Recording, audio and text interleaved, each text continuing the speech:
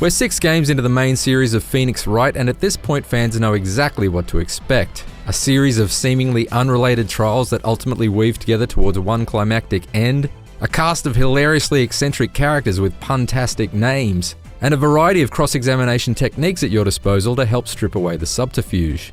Spirit of Justice ticks all of these boxes, but its unoriginality and bloated middle act means it's unfortunately one of the weakest Ace Attorney games to date.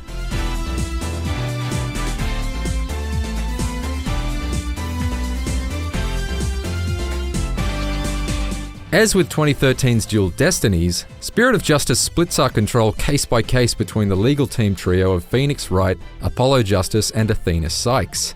Wright actually begins the story in the fictional Far Eastern kingdom of Khura'in, and it's here that Spirit of Justice employs its only new gameplay trick of note, the divination seance. Oh, dance of devotion, guide the victim's soul to me. This arcane cross-examination method forces you to rely on the insights of a spirit medium channeling the final moments of the victim, and cross-reference them with what the victim saw, heard, touched, and smelled in order to find contradictions. It's an interesting concept, but the divination seance is unfortunately a bit too wishy-washy in practice.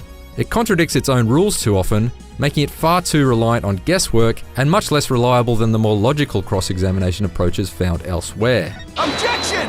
Unfortunately, the 3rd episode is set entirely in Khura'in, and it's the longest episode in Spirit of Justice, clocking in at around 6 hours.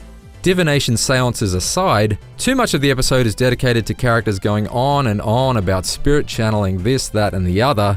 I found all this Far Eastern mysticism too far removed from the legal tussles I signed up for. I couldn't wait for that episode to end.